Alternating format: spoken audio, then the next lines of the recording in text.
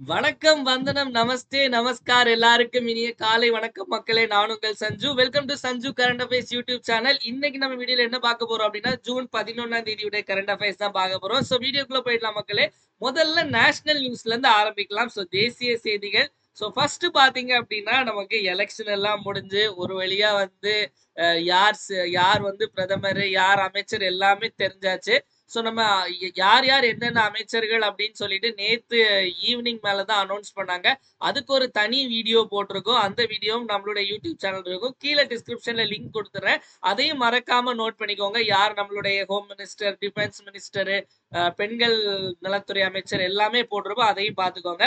So நம்மளுடைய அந்த election பத்தி தான் நம்ம இப்போ பார்க்க போறோம். எலெக்ஷன்ல வந்து எவ்வளவு மக்கள் வாக்களிச்சாங்க, அந்த மாதிரி சில டீடைல்ஸ், எந்த ஸ்டேட்ல வந்து அதிகமான மக்கள் வாக்களிச்சாங்க, எந்த ஸ்டேட்ல மிக குறைவான மக்கள் வாக்களிச்சாங்க, தமிழ்நாட்டுல எவ்வளவு வாக்களிச்சாங்க, இந்த மாதிரி நிறைய விஷயங்கள் தான். சோ முதல்ல கொஸ்டின் போயிடலாம். What is the total voter turn out? Total voter turn out in 2024 general election அப்படின்னு பதிவான வாக்கு சதவீதம் என்ன அப்படின்னு கேக்குறாங்க. அதாவது மொத்தமா, அதாவது நமக்கு வந்து எலெக்ஷன் வந்து நமக்கு 7 கட்டங்கள் நடைபெற்று, எத்தனை கட்டங்களாட்டு 7 கட்டங்கள் நடைபெற்றது. இந்த 7 கட்டங்களையும் சேர்த்து மொத்தமா பதிவான வாக்கு எண்ணிக்கை, வாக்கு சதவீதம் எவ்வளவு அப்படின்னா 65.79. எவ்வளவு? 65.79% வந்து வாக்குகள் பதிவாகி இருக்கு. அதாவது மொத்தம் 100 பேர் மொத்தமா இந்தியால இருந்திருந்தாங்க அப்படின்னா 65.79% பேர் தான் வாக்களிச்சிருக்காங்க.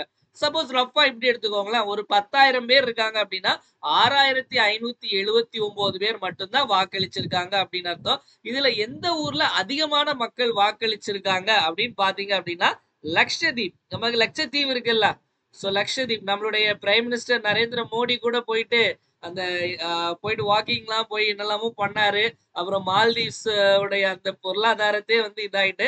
ஆனா வந்து அப்படி அவர் பண்ண பிறகும் லட்சதீப்ல யார் ஜெயிச்சிருக்காங்க அப்படின்னா காங்கிரஸ் தான் ஜெயிச்சிருக்காங்க. சோ லட்சதீப்ல தான் அதிகபட்சமா எவ்வளவு அப்படின்னா 84.16% மக்கள் வந்து வாக்களிச்சிருக்காங்க. ஓகேவா? உள்ளதுலே மிக குறைவா வந்து எந்த ஊர்ல உள்ள மக்கள் வாக்களிச்சிருக்காங்க அப்படின்னா பீகார்ல. சோ பீகார்ல எவ்வளவு அப்படின்னா 56.19%. 56.19% மக்கள் தான் வாக்களிச்சிருக்காங்க. நம்ம தமிழ்நாட்டுல எவ்வளவு மக்கள் வாக்களிச்சிருக்காங்க அப்படின்னு பாத்தீங்க அப்படின்னா 69.72%. நம்ம இதுல பார்த்தோம், நம்ம தமிழ்நாட்டுல அதிகமா வந்து தர்மபுரியில. சோ தர்மபுரியில வந்து அதிகமான மக்கள் வந்து வாக்களிச்சாங்க. குறைவா எங்க அப்படின்னா நமக்கு வந்து மத்திய சென்னை. ஓகேவா? சென்னை சென்ட்ரல்ல குறைவான மக்கள் வாக்களிச்சாங்க அப்படிங்கறத பார்த்தோம். ஓவராலா, அதாவது மொத்தமா வந்து நம்ம 65.79% அப்படிங்கிறது நம்ம முக்கியம். இது வந்து போன வருஷத்தினுடைய கம்மியா அப்படின்னு பாத்தீங்கன்னா நமக்கு 2019 தேர்தல்ல வந்து பாத்தீங்க அப்படின்னா 67%க்கு மேல 67.4 சம்திங் மேல இருந்துச்சு. சோ போன வாட்டியை விட இது குறைவு அப்படிங்கறத ஞாபகம் வச்சுக்கோங்க. ஓகேவா?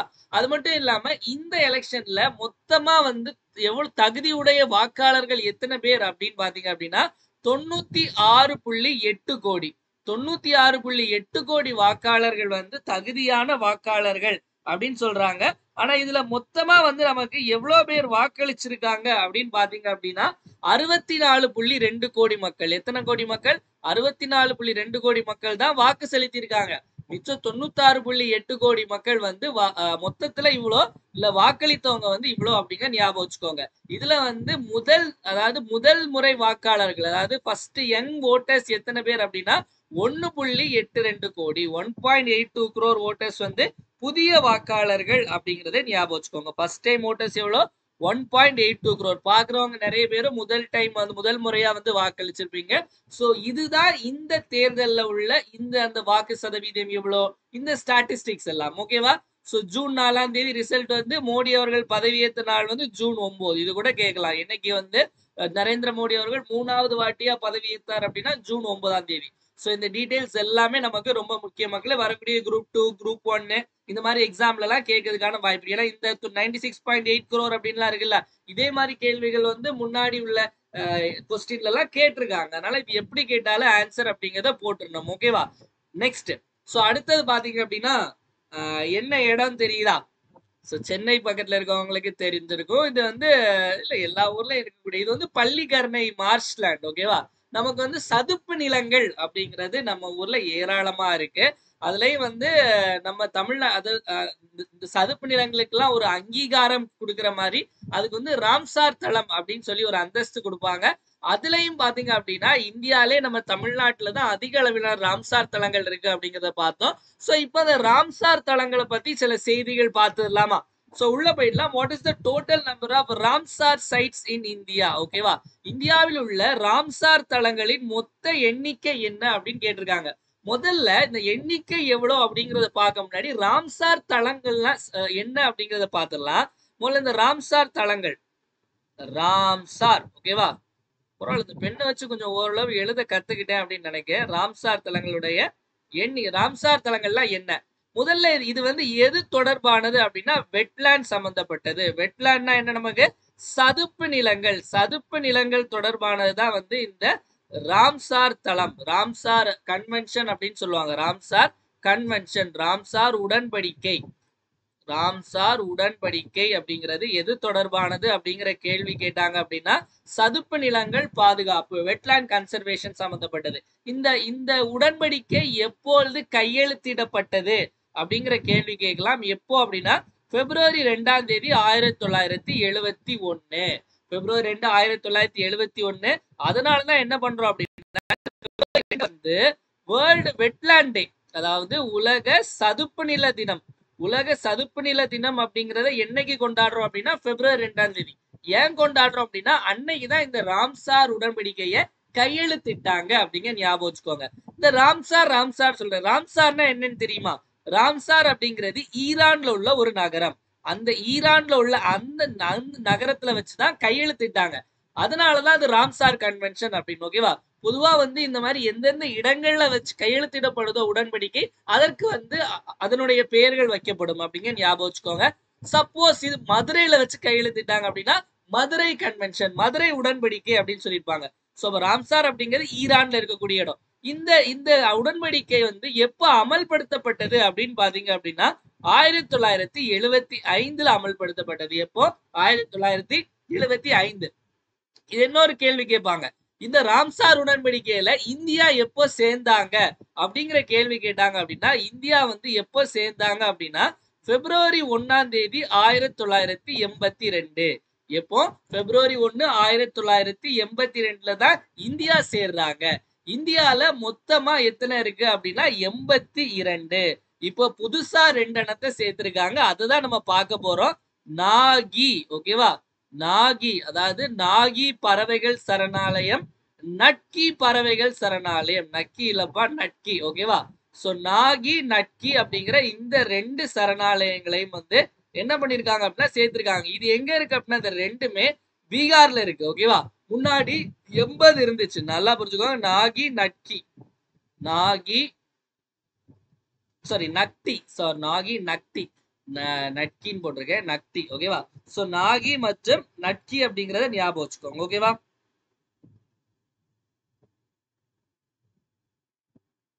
ஓகே. சோ நாகி நட்கி. One second.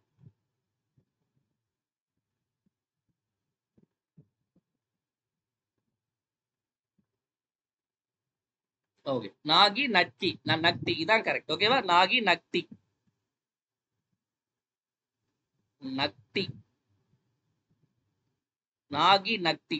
நானே நட்கின்னு போட்டேன். சோ நாகி நக்தி அப்படிங்கறதா சரியானது. ஓகேவா? இது ரெண்டுமே எங்க இருக்கு அப்படின்னா பீகார்ல இருக்கக்கூடியது. இது வந்து ஒரு பறவைகள் சரணாலயம். இது ரெண்டுமே பறவைகள் சரணாலயம். அப்போ உங்களுக்கு வந்து எப்படி கேட்கலாம் அப்படின்னா நாகி பறவைகள் சரணாலயம் எங்க இருக்குன்னு கேட்டாலும் பீகார். நக்தி, நக்தி பறவைகள் சரணாலயம் எங்க இருக்கு அப்படின்னு சொல்லிட்டு கேட்டாலும் பீகார். சோ மொத்தமா வந்து இப்ப 82 இருக்கு. இதுல வந்து மொத்தமாட்டு வந்து ராம்சார் தலங்கள்ல வந்து அதிகமா எந்த ஊர்ல இருக்கு அப்படின்னு கேட்டாங்க அப்படின்னா கண்ணை மூடிட்டு அடிக்கலாம். நம்ம தமிழ்நாட்டுல தான் அதிகமா இருக்கு. தமிழ்நாட்டுல தான் அதிகமா இருக்கு. தமிழ்நாட்டுல எத்தனை இருக்கு அப்படின்னா 16 இருக்கு. தமிழ்நாட்டுல வந்து சமீபத்துல வந்து 2 இதுக்கு புதுசா கொடுத்தாங்க. என்னென்ன அப்படிங்கறதையும் பாத்துடலாம். சோ இங்க இடம் இல்ல, அடுத்த பேஜ்ல எழுதுறேன். சோ 2 இதுல வந்து புதுசா கொடுத்தாங்க. ஓகேவா? புதுசா கொடுத்த 2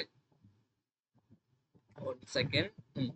புதுசா வந்து 2 இது குடுத்தாங்க மக்களே. என்னென்ன அப்படின்னு பாத்தீங்க அப்படின்னா, தமிழ்நாட்டுல லாங்குட் ஷோலா, அதாவது லாங்குட் ஷோலா ரிசர்வ் ஃபாரஸ்ட். இன்னொன்னு என்ன அப்படிங்கிற ஞாபகம் இருக்கா?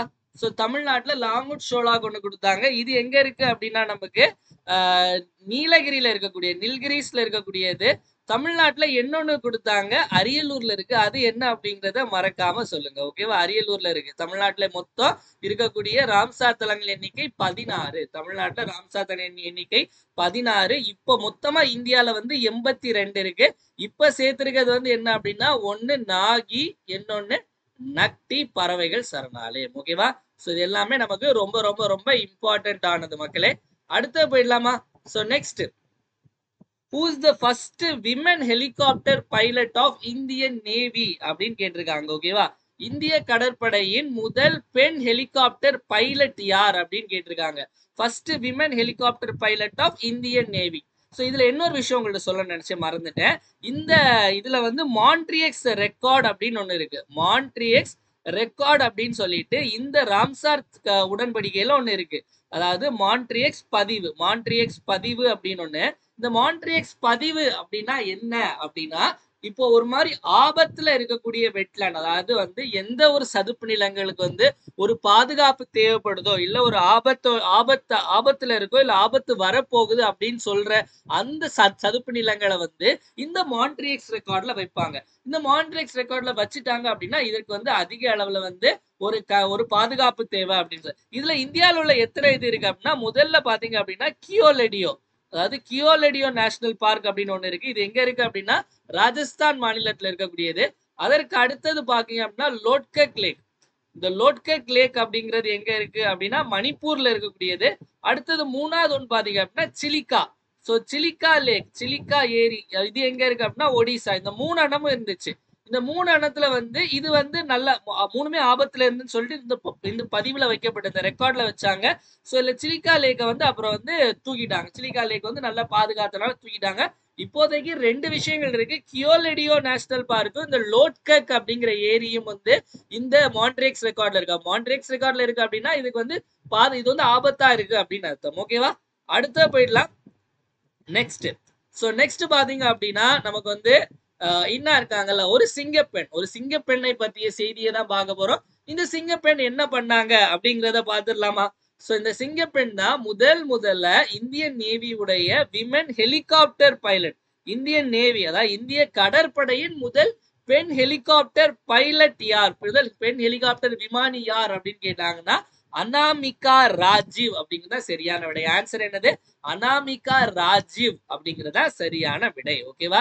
இதுல மத்தவங்களையும் பார்த்துட்டோம். மத்தவங்களும் வந்து சிலச்சவங்க இல்ல, எல்லாமே அதுல இருக்கிறது எல்லாமே சிங்க பெண்கள் தான். ஓகேவா? இந்த அவானி சதுர்வேதி அப்படிங்கிறவங்க யார் அப்படின்னா இந்தியாவுடைய முதல் பெண் போர் விமானி. இந்தியாவுடைய முதல் பெண் போர் விமானி அப்படிங்கிறத ஞாபகம் வச்சுக்கோங்க. ஓகேவா? இந்தியா முதல் பெண் போர் விமானி, first women fighter pilot of India. ஓகேவா? அடுத்தது பாத்தீங்க அப்படின்னா சிவாங்கி சிங் அப்படின்னு ஒருத்தங்க இருக்காங்கல்ல. சோ இவங்க என்ன பண்ணிருக்காங்க அப்படின்னா அந்த குக்வித் கோமாளி சிங்கர் சிவாங்கி இல்ல. சோ அவங்களும் அவங்க துறையில நல்லா இருக்கக்கூடியவங்க தான். இந்த சிவாங்கி அப்படிங்கிறவங்க நம்ம ரஃபேல் விமானம் பார்த்திருக்கோம்ல, ரஃபேல். சோ ரஃபேல் விமானத்தை ஓட்டிய முதல் பெண்மணி யார் அப்படின்னா இந்த சிவாங்கி சிங். இந்த தீபிகா மிஸ்ரா சமீபத்துல வந்து கரண்ட் அஃபேர்ஸ்ல ஏப்ரல் மாதம் பார்த்திருப்போம். ஏப்ரல் மாதம் நம்மளுடைய கரண்ட் அஃபேர்ஸ் பார்த்தவங்களுக்கு தெரியும். 2024ல 2023ல. சோ தீபிகா மிஸ்ரா அப்படிங்கிறவங்க வந்து இந்தியன் ஏர்போர்ஸ்ல இருந்து முதல்ல கேலண்ட்ரி மெடல், அதாவது கேலண்ட்ரி மெடல் அப்படிங்கிறது வீர தீர செயல்களுக்கான ஒரு மெடல். ஓகேவா? அந்த மெடலை வாங்கிய முதல் இந்திய பெண்மணி, அதாவது ஐஏஎஃப்ல இருந்த இந்திய ஐஏஎஃப் அப்படிங்கிறது இந்தியன் ஏர்போர்ஸ், இந்திய விமானப்படையில இருந்து ஒரு பெண் முதல்ல இந்த கேலண்டரி மெடல் வாங்கியிருக்காங்க அப்படின்னா அது தீபிகா மிஸ்ரா. ஓகேவா? சோ இந்த மாதிரிப்பட்ட இந்த முதல் பெண் இந்த மாதிரி விஷயங்கள்லாம் எக்ஸாம்ல கேட்பாங்க. அதுக்கு நீங்க ரெடியா இருக்கணும். ஓகேவா? கிளியரா? அடுத்தது சோ நெக்ஸ்ட் இன்டர்நேஷனல் நியூஸ் போயிடலாம். பெரிய பாலமா இருக்குல்ல, பார்க்கவே சூப்பரா இருக்கு. இந்த பாலம் நடந்து போனா நல்லா இருக்கும். சோ இந்த பாலம், அதாவது புதுசா ஒரு பாலம் கட்டிருக்காங்க. என்ன சார் எல்லா ஊர்லயும் பாலம் கட்டுவாங்க, அதெல்லாம் படிச்சுட்டு இருந்தா என்ன சார் அப்படின்னு கேட்பீங்க. சோ இது வந்து என்ன அப்படின்னா இது வந்து தேசிய ஒற்றுமை பாலம் அப்படின்னு ஒரு பேரை வச்சுட்டாலும் நம்ம எக்ஸாம்ல கேள்வி கேட்கறதுக்கான வாய்ப்புகள் இருக்கு. ஓகேவா? So bridge of national unity, where was the bridge of national unity located அப்படின்னு கேட்பாங்க. தேசிய ஒற்றுமை பாலம் எங்க அமைந்துள்ளது அப்படின்னு கேட்டா ஹங்கேரி. வேற ஒன்றும் எக்ஸ்ட்ரா படிக்க வேண்டாம், சரியா? ஹங்கேரி. ஸோ நம்ம வந்து ஸ்டாச்சு ஆஃப் யூனிட்டி, அதாவது நம்ம ஊர்ல வந்து ஸ்டாச்சு ஆஃப் யூனிட்டின்னு ஒண்ணு இருக்கு, ஞாபகம் இருக்கா? படிச்சிருப்போம் ஸ்டாச்சு ஆஃப் யூனிட்டி, ஓகேவா? இந்த ஸ்டாச்சு ஆஃப் யூனிட்டி அப்படிங்கிறது சர்தார் வல்லபாய் பட்டேலுடைய சிலை. சர்தார் வல்லபாய் பட்டேலுடைய சிலை குஜராத்ல இருக்கக்கூடியது, ஓகேவா? சோ இது வந்து நம்ம பாத்தீங்க அப்படின்னா இது வந்து கேபிள் பிரிட்ஜ் மாதிரி இருக்கா? So cable bridge. சோ இதே மாதிரி கேபிள் பிரிட்ஜ் சொன்னோம்னா நம்ம இந்தியால உள்ள கேபிள் பிரிட்ஜை பத்தி ஒரு வாட்டி ஞாபகப்படுத்தி பாத்துக்கலாம். இந்தியாவிலே மிகப்பெரிய லாங்கஸ்ட் கேபிள் ஸ்டேட் பிரிட்ஜ் அப்படின்னு சொல்லுவாங்க. அதாவது இந்தியாவிலே மிகப்பெரிய கேபிள் பாலம், கேபிள் ஸ்டேட் பிரிட்ஜ் அப்படிங்கிறது எங்க அமைந்திருக்கு அப்படின்னா குஜராத்ல அமைந்திருக்கு. நம்ம படிச்சிருக்கோம், நம்மளுடைய கரண்ட் அஃபேர்ஸ் மெட்டீரியல்லையும் கூட கொடுத்திருப்போம். ஆக்சுவலி இந்த குரூப் 4 எக்ஸாம்ல நிறைய கேள்விகள் வந்து நம்மளுடைய கிளாஸ்ல இருந்து வந்து அப்படிங்க ரொம்ப சந்தோஷமா இருந்து கண்டிப்பா எல்லாரும் கரெக்டா போட்டிருப்பீங்க அப்படின்னு நம்புறேன். சோ இந்த பிரிட்ஜினுடைய பேர் வந்து எந்த பிரிட்ஜ்? இந்தியாவில் உள்ள அந்த கேபிள் பாலத்துடைய பேர் என்ன அப்படின்னா சுதர்சன் பாலம், சுதர்சன் சேத்து அப்படின்னு சொல்லுவாங்க. சேத்துனா ஹிந்தியில பாலம், சுதர்சன் பிரிட்ஜ் அப்படிங்கிறது. சோ 2.32 கிலோமீட்டர், ஓகேவா? சோ குஜராத்ல இருக்கு அப்படிங்கறத ஞாபகம் வச்சுக்கோங்க. சோ இது நமக்கு கேட்கலாம். பிரிட்ஜ் ஆஃப் நேஷனல் யூனிட்டி எங்க இருக்கு அப்படின்னா ஹங்கேரி, ஓகேவா? அடுத்த கேள்வி. சோ அடுத்த கேள்வி பாத்தீங்க அப்படின்னா இந்த நம்மளுடைய அந்த கிளைமேட் சேஞ்ச், அதாவது காலநிலை மாற்றம், பருவநிலை மாற்றம்னால என்னெல்லாம் ஆயிட்டு வருது அப்படின்னு பாத்தீங்கன்னா இதுல பார்த்தாலே தெரியுது. இது வந்து ஒரு தீவு, சுத்தி வந்து கடல் இருக்குது, அதுக்கு நடுவுல வந்து கடல் இல்ல, சுத்தி தண்ணி, சென்டர்ல இதுனா தீவு தானே. சோ என்ன அப்படின்னா இந்த கடல் மட்டத்தை அந்த தண்ணீர் வந்து ஏறிக்கிட்டே வருது, அதனுடைய அந்த அளவு ஏறிட்டே வரனால இந்த ஒரு ஊரே வந்து முங்கக்கூடிய சூழ்நிலை வருது. பாத்தீங்களா, தெரியுதா? அதாவது இது வந்து ஒரு ஒரு ஐலாண்ட், ஒரு தீவு, ஓகேவா? இந்த தீவு வந்து சுத்தி இருக்கக்கூடிய அந்த தண்ணியினுடைய அளவு வந்து ஏறிக்கிட்டே போகுது மக்களே. அப்ப ஏறிக்கிட்டே போச்சுன்னா ஊர் இல்லாம போயிடும், கொஞ்ச நாள் இந்த இதே முங்கிடும். அதாவது இந்த அத்திப்பட்டி மாதிரி இதுவும் வந்து இல்லாம ஆயிடும். சோ இது காரணம் என்ன? Climate change. அதாவது நம்மளுடைய கடல் நீர் மட்டம் வந்து அதிகமாகுது அப்படின்னா அதற்கு முக்கியமான காரணம் என்ன அப்படின்னா கிளைமேட் சேஞ்ச். அதாவது பனிப்பாறைகள் வந்து அதிகமா உருகிறது, இந்த மாதிரி நிறைய விஷயங்கள் இருக்கு, ஓகேவா? சோ அதாவது வந்து கிளைமேட் சேஞ்ச்னால சில இடங்கள்ல வந்து கடுமையான மழை இருக்கும், சில இடங்கள்ல கடுமையான வறட்சி இருக்கும்.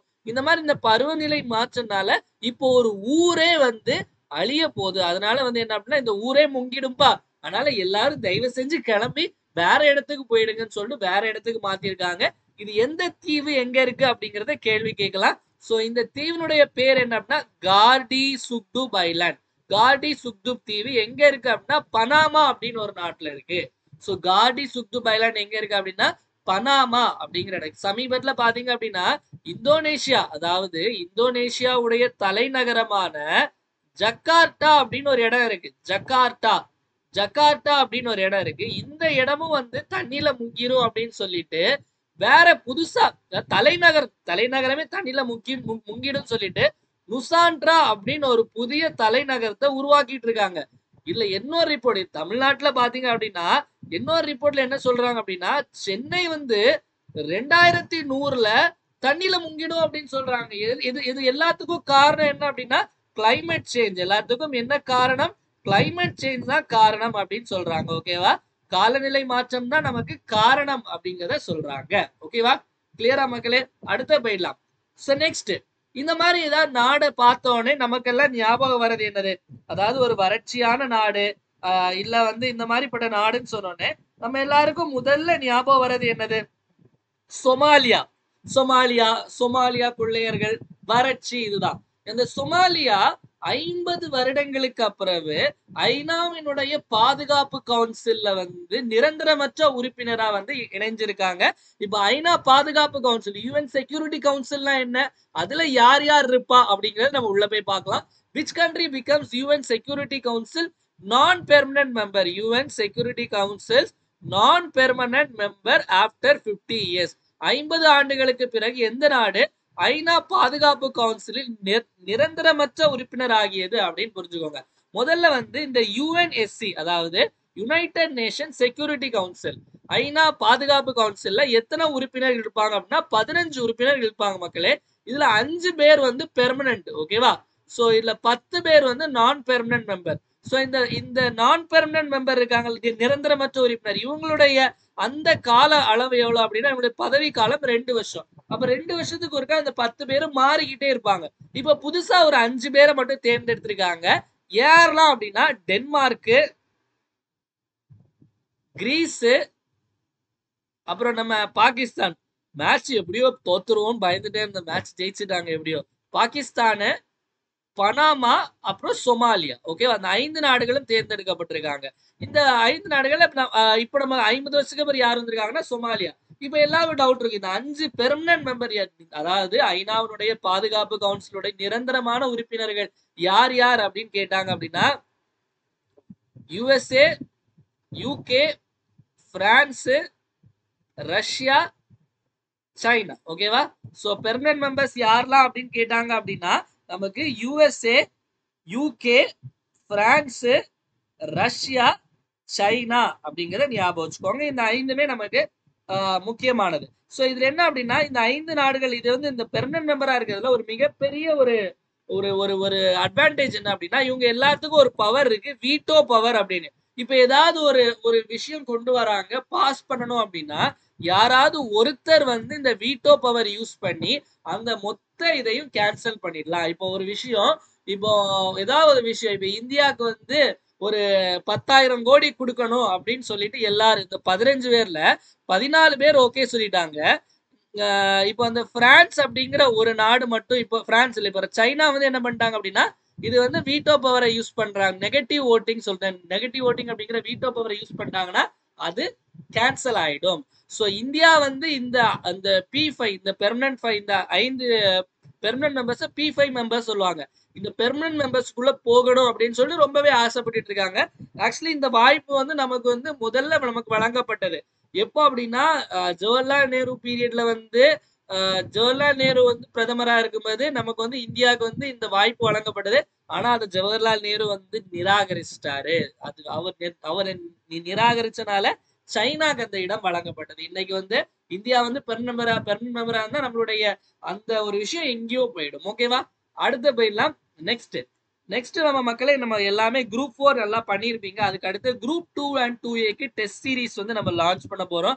ஜூன் 20ஆம் தேதியில இருந்து ஆரம்பிக்க போது மக்களே. மொத்தம் வந்து 35 டெஸ்ட், மொத்தம் 35 டெஸ்ட். இதுல 6 ஃபுல் மார்க் டெஸ்ட் இருக்கும். இது வந்து லேட்டஸ்ட் ட்ரெண்ட், அதாவது வந்து நமக்கு ஸ்டேட்மெண்ட் வைஸ் கொஸ்டின் நிறைய இருக்கும். ஸோ ஸ்டேட்மெண்ட் வைஸ் கொஸ்டின் தான் நமக்கு டெஸ்ட் எல்லாமே இருக்க போது. ஜென்ரல் இங்கிலீஷ், ஜென்ரல் ஸ்டடிஸ் ஒரு பேட்ச் இருக்கு. General Tamil and general studies அப்படிங்கிற பேட்ச் இருக்கு.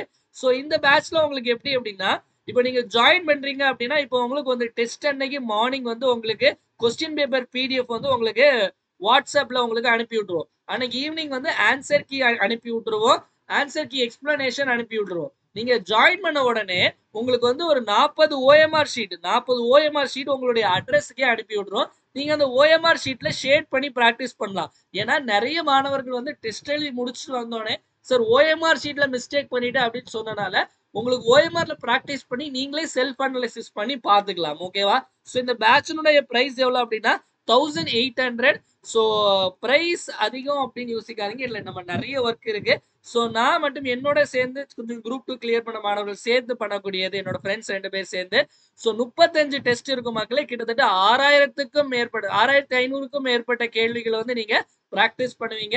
ஸோ இந்த பேட்ச்ல ஜாயின் பண்ணி நீங்க உங்களுடைய ப்ரிப்பரேஷனை வந்து நல்லா எடுத்துட்டு போகலாம். ஸோ ஜிபே அதாவது 9 இந்த பேட்ச்ல எப்படி ஜாயின் பண்ணும் அப்படின்னா 9445275642 அப்படிங்கிற நம்பருக்கு 1800 வந்து ஜிபே, போன்பே அல்லது பேடிஎம் பண்ணிட்டு அதே நம்பருக்கு வாட்ஸ்அப்ல ஸ்கிரீன்ஷாட் அனுப்பி உங்களுடைய அட்ரஸ், ஃபோன் நம்பரு, டீடைல்ஸ், அப்புறம் வந்து உங்களோட நேம், எந்த பேட்ச்ல ஜாயின் பண்ணும் அப்படிங்கிறதையும் நீங்க சொல்லுங்க. ஓகேவா? டன். ஸோ அடுத்து அப்பாயின்மெண்ட்ஸ் போயிடலாம். ஸோ அப்பாயின்மெண்ட்ஸ்ல இப்பதான் நம்ம ஐநாவினுடைய பாதுகாப்பு கவுன்சில், UN செக்யூரிட்டி கவுன்சில் பத்தி பார்த்தோம். ஸோ இப்ப வந்து ஐநாவினுடைய ஜெனரல் அசம்பிளி பொதுச்சபை பத்தி பார்க்க போறோம். ஐநாவுடைய பொதுச்சபையினுடைய 79வது பொதுச்சபையினுடைய தலைவரா யாரை தேர்ந்தெடுத்திருக்காங்க அப்படின்னா இந்த பிலோமின் யாங். ஓகேவா? பாக்குறதுக்கு சர்ச்சு பாதிரியார் மாதிரி இருக்கார்ல. சோ இவருடைய பேர் பிலோமின் யாங். ஓகேவா? பிலோமின் யாங் அப்படிங்கிறவர் தான் வந்து ஐநாவினுடைய 79 ஐநா பொதுச்சபையோட தலைவரா தேர்ந்தெடுத்திருக்காங்க. இந்த பிலோமின் யாங் அப்படிங்கிறவரு கேமரூன் அப்படிங்கிற ஒரு நாடு. கேமரூன் பேர் கேள்விப்பட்டிருப்பீங்க, நான் சொல்றேன். கேமரூன் அப்படிங்கிற நாட்டினுடைய முன்னாள் பிரதமரா இருந்தவர். இந்த கேமரூன் அப்படிங்கிற நம்ம நாடு பார்த்தோம், நம்ம கரண்ட் அஃபேர்ஸ்ல மெட்டீரியல்ல கூட பார்த்துருப்போம். அதாவது குழந்தைகளுக்கு வந்து முதல்ல மலேரியா தடுப்பூசி திட்டம் கொண்டு வந்தது யார் அப்படின்னா நமக்கு இவங்கன்னு பார்த்தா, அதாவது குழந்தைகள் எல்லாருக்குமே வந்து ஒரு மாசான ஒரு மலேரியா தடுப்பூசி வேக்சினேஷன் ப்ரோக்ராம் கொண்டு வந்தது கேமரூன் அப்படிங்கிற நாடு. இந்த டென்னிஸ் பிரான்சிஸ் அப்படிங்கிறவர் யார் அப்படின்னா 78வது, அதாவது 78வது ஐநா பொதுச்சபை தலைவர், 78th யூஎன் ஜெனரல் அசம்பிளியோட பிரசிடென்ட். இப்போ பிலமோனியாங் 79வது. ராகேஷ் ரஞ்சன் நமக்கு தெரியும் நினைக்கிறேன், எஸ்எஸ்சி உடைய சேர்மன், அதாவது ஸ்டாஃப் செலெக்ஷன் கமிஷனுடைய சேர்மனாக தேர்ந்தெடுக்கப்பட்டவர். நரேந்திர மோடி நம்மளுடைய 3வது வாட்டி பிரதமராக தேர்ந்தெடுக்கப்பட்டிருக்கார். ஓகேவா, டன். அடுத்தது புக்ஸ் அண்ட் ஆத்தர்ஸ் போயிடலாம். ஸோ பில்கேட்ஸ் வந்து ஒரு புக் எழுதிட்டு இருக்காரு, அது இப்போ ரிலீஸ் ஆகல. ஸோ ரிலீஸ் அதை பத்தி செய்திகள்ல வந்திருக்கு. சோர்ஸ் கோட் மை பிகினிங்ஸ் அப்படிங்கிறது யாருடைய புத்தகம், இல்ல மெம்மாயர் அப்படின்னு சொல்லுவாங்க. மெம்மாயர் அப்படின்னா நினைவு குறிப்புகள். யாருடைய நினைவு குறிப்புகள் அப்படின்னு கேட்டாங்க அப்படின்னா பில்கேட்ஸ் அப்படின்னு. So who is the author of the book source code my beginnings அப்படின்னு கேட்டா பில்கேட்ஸ் அப்படின்னா. இந்த சல்மான் ருஷ்டி அப்படின்னு நம்ம பார்த்தோம், நைஃப் அப்படிங்கிற ஒரு புத்தகத்தை சமீபத்துல எழுதியிருந்தாரு. Raghuram Rajan breaking the mould அப்படிங்கிற ஒரு புத்தகத்தை எழுதியிருந்தாரு, ஞாபகம் இருக்கும் நினைக்குது. இது எல்லாமே இம்பார்ட். நம்ம புக்ஸ் அண்ட் ஆத்தர்ஸ் நம்ம பார்த்ததுதான் நமக்கு வந்துச்சு. அதாவது சசி தரூர் அம்பேத்கர் லைஃப் அப்படிங்கிற புத்தகம் யார் எழுதியிருந்தார் அப்படின்னு பார்த்தோம், சசி தரூர். அதுதான் கேள்விகள்ல வந்துச்சு, நல்லா புரிஞ்சுக்கோங்க. அது ஜனவரி 2023 உள்ள கரண்ட் அஃபேர்ஸ், சரியா? சோ கபில் தேவ் வந்து ஸ்ட்ரெயிட் ஃப்ரம் த ஹார்ட் அப்படிங்கிற புத்தகத்தை எழுதியவர். கபில் தேவ் தெரியும், cricketer. Straight from the heart அப்படிங்கிற புத்தகத்தை எழுதியவர் யார் அப்படின்னா கபில் தேவ். ஓகேவா? அடுத்த கேள்வி ஸ்போர்ட்ஸ். ஸோ ஸ்போர்ட்ஸ் போயிடலாம். ஸோ ரோஹித் சர்மா ஒரு புதிய ரெக்கார்டை படைச்சிருக்காரு. So first cricketer to hit 600 sixers in international cricket. சர்வதேச கிரிக்கெட்டில் 600 சிக்ஸர்களை அடித்த முதல் கிரிக்கெட் வீரர் யார் அப்படின்னா ரோஹித் சர்மா அப்படிங்கிறதா சரியான விடை. ஓகேவா? ஸோ நம்ம இப்போ கொஞ்சம் இந்த ஆர்டிகிள்ஸ் கமிட்டிஸ் இதெல்லாம் கொஞ்சம் நம்ம இல்லாம இருக்கும். ஸோ ஏன் அப்படின்னா கரண்ட் அஃபேர்ஸ் கொஞ்சம் டீட்டெயிலா டிஸ்கஸ் பண்ணலாம் அப்படின்னா, ஏன்னா கரண்ட் அஃபேர்ஸ்ல இருந்து அது ரிலேட்டடாட்டு நிறைய கொஸ்டின்ஸ் வரனால கரண்ட் அஃபேர்ஸ்க்கு அதிக இம்பார்ட்டன்ஸ் கொடுக்கணும் அப்படிங்கறனால நம்ம அந்த செக்ஷன்லாம் கொஞ்ச நாளைக்கு விட்டுட்டு இதை கொஞ்சம் டீட்டெயிலா டிஸ்கஸ் பண்ணலாம். ஓகேவா? ஸோ அது பண்ணா இன்னும் கொஞ்சம் அதிகமான ரொம்ப டைம் எடுக்கிறனால ஸோ இது நம்ம நிறைய டீட்டெயிலா, ஏன்னா உங்களுக்கு தெரியும் நம்ம டைரக்டா சொல்றதை விட நிறைய இந்த அதை சுத்தி நம்ம நிறைய விஷயங்கள் பேசுறது வந்து கேள்விகள் நிறைய வந்திருக்கு அப்படிங்கிறது தெரியும். ஸோ அடுத்தது பாத்தீங்க அப்படின்னா இப்போ ரோஹித் சர்மா எப்படி இந்தியாவுடைய ஒரு ஒன் ஆஃப் த கிரிக்கெட் லெஜெண்டோ, அதே மாதிரி இந்தியன் ஃபுட்பால் அப்படின்னு நம்ம வந்து டைப் பண்ணோம் அப்படின்னாலே சுனில் சேத்ரி அப்படிங்கிறவரை வந்து அவருடைய பங்கு இன்றியமையாது. ஸோ இந்தியன் டீமுடைய கேப்டன் சுனில் சேத்ரி ஃபுட்பால்ல வந்து மெஸ்ஸி ரொனால்டோக்கு அடுத்தபடியா இருக்கிறது. அதிக அளவுல வந்து இன்டர்நேஷனல் கோல்ஸ் அடித்த வீரர் யார் அப்படின்னாலும் சுனில் சேத்ரி அவர்கள் தான். சுனில் சேத்ரி அவர்கள் தன் ரிட்டையர்மெண்ட் அனௌன்ஸ் பண்ணிட்டாரு. லாஸ்ட் மேட்சையும் விளையாடி முடிச்சிட்டாரு. ஓகேவா? World cup qualifiers match. So எப்படி கேட்கலாம் அப்படின்னா, ஒன்னு சுனில் சேத்ரி எந்த விளையாட்டோடு தொடர்புடைய அப்படின்னா ஃபுட்பால், கால்பந்து போட்டி. ஓகேவா? இல்ல சுனில் சேத்ரி தன்னுடைய கடைசி போட்டியை எந்த அணிக்கு எதிராக விளையாடினா அப்படின்னா குவைத் அணிக்கு எதிராக. எந்த அணிக்கு எதிராக? குவைத் அணிக்கு எதிராக. மேட்ச் எங்க நடந்துச்சோம்னா கொல்கத்தா. ஓகேவா? மேட்ச் வந்து கொல்கத்தால குவைத் அணிக்கு எதிராக வேர்ல்ட் கப் குவாலிஃபயர்ஸ்ல ஆடினார். ஓகேவா? அடுத்தது அடுத்த மக்களே, இந்த மெட்டீரியல்ல இருந்தும் சரி நம்ம கிளாஸ்ல இருந்தும் சரி அதிகபட்சமான கேள்விகள் வந்து ஜனவரி 2023 இருந்து மே 2024 வரைக்குள்ள கரண்ட் அஃபேர்ஸ். இது வந்து தமிழ் அண்ட் இங்கிலீஷ்ல இருக்கும். Group 1, 2, 4 Pondicherry home guard, TRP assistant professor, SA exam, PC, SSC exam, railway எல்லா எக்ஸாம் பயன்படும். ஸோ இதனுடைய பிரைஸ் வந்து 555. 944527 அப்படிங்கிற நம்பருக்கு 555 ஜிபே பண்ணிட்டு இதே நம்பருக்கு வாட்ஸ்அப்ல ஸ்கிரீன்ஷாட் அனுப்புனீங்க அப்படின்னா உங்களுக்கு மெட்டீரியலை ஷேர் பண்ணி விட்டுரும். ஓகேவா? அதே மாதிரி யூனிட் 8 and 9ல இருந்தும் நிறைய கேள்விகள் வந்துச்சு. இதுல மொத்தம் 1000 question and answers unit 8 and 9 material. இதுவும் இங்கிலீஷ் அண்ட் தமிழ்ல இருக்கும். 515 ரூபாய். இதுவும் அதே நம்பருக்கு நீங்க மெசேஜ் பே பண்ணிட்டு நீங்க டெக்ஸ்ட் பண்ணலாம். இல்ல எனக்கு ரெண்டுமே வேண்டாம், புதுசா குரூப் 2க்காக படிக்கிறேன் சார், எனக்கு கரண்ட் அஃபேர்ஸ் வேணும், யூனிட் 8 and 9 வேணும் கேட்கறவங்களுக்கு காம்போ ஆஃபர் அப்படிங்கிறது இருக்கு. இந்த ரெண்டுமே சேர்த்து 1000 ரூபாய். ஓகேவா? ஸோ இதுவும் நீங்க ஜிபே பண்ணி வாங்கிக்கலாம். ஸோ அடுத்த இவ்வளவு பார்த்து எல்லாத்தையும் ஒரு டைம் ரிப்பீட் பார்த்துடலாம் மக்களே. ஸோ பொது தேர்தலில் பதிவான வாக்கு சதவீத எண்ணிக்கை 65.79%. இந்தியாவில் உள்ள ராம்சார் தளங்களின் எண்ணிக்கை 82. First women helicopter pilot of Indian navy Anamika Rajeev. அதுக்கு அடுத்தது தேசிய ஒற்றுமை பாலம் எங்க அமைந்திருக்கு அப்படின்னா ஹங்கேரியில் அமைந்திருக்கு. கார்டி சுத்துப் அப்படிங்கிறது வந்து பனாமால இருக்கக்கூடிய ஒரு ஐலாண்டு. ஸோ எந்த நாடு 50 ஆண்டுகளுக்கு பிறகு நான் பெர்மனன்ட் மெம்பர் ஆயிருக்காங்க அப்படின்னா சொமாலியா. சோ 79வது ஐநா பொதுச்சபையுடைய தலைவர் யுஎன் ஜெனரல் அசம்பிளியுடைய பிரசிடென்டா யார் தேர்ந்தெடுக்கப்பட Philemon Yang. Source code my beginnings அப்படிங்கிறது பில் கேட்ஸனுடைய புத்தகம். சோ 600 சிக்ஸர்கள் அடித்த முதல் வீரர் யார் அப்படின்னா நமக்கு ரோஹித் சர்மா. அதுக்கடுத்து சுனில் சேத் தன்னுடைய கடைசி மேட்ச் குவைத் அணிக்கு எதிராக விளையாடினார். சோ வீடியோட எண்டுக்கு வந்துட்டோம் மக்களே. சோ வீடியோ பிடிச்சதா மறக்காம லைக் பண்ணுங்க, உங்க ஃப்ரெண்ட்ஸ் எல்லாருக்கும் ஷேர் பண்ணுங்க. சோ டெலகிராம் குரூப்ல மறக்காம ஜாயின் பண்ணிடுங்க. சோ நம்மளுடைய Telegram group Sanju current affairs அப்படின்னு இருக்கும். ஓகேவா? சஞ்சு கரண்ட் அஃபேர்ஸ் அப்படிங்கிறது நம்மளுடைய Telegram channel. So Sanju current affairs Telegram சேனல்ல சர்ச் பண்ணிட்டு ஜாயின் பண்ணிக்கோங்க. இதுல உங்களுக்கு குவிஸ், நம்மளுடைய இன்ஸ்டன்டான அந்த நியூஸ் பேப்பர் கட்டிங்ஸ் எல்லாமே அதுல வந்துடும். ஓகேவா? ஸோ வீடியோ பிடிச்சதா மறக்காம லைக் பண்ணுங்க மக்களே, உங்க ஃப்ரெண்ட்ஸ் எல்லாருக்கும் ஷேர் பண்ணுங்க. வீடியோ யூஸ்ஃபுல்லா இருந்துச்சுன்னு நினைச்சீங்கன்னா மறக்காம கமெண்ட் செக்ஷன்ல கமெண்ட் பண்ணுங்க. ஏன்னா உங்களுடைய கமெண்ட் தான் என்னுடைய பூஸ்ட், போனிட்டா, ஹார்லிக்ஸ், மைலோ, காம்ப்ளான் எல்லாமே. அதனால மறக்காம கமெண்ட் செக்ஷன்ல கமெண்ட் பண்ணுங்க. மீண்டும் நாளை காலைல 7 மணி கரண்ட் அஃபேர்ஸ் கிளாஸ் சந்திப்போம். நன்றி, வணக்கம். இந்த நாள் இனிய நாளாக அமையட்டும். வாழ்க தமிழ், வளர்க தமிழ்நாடு.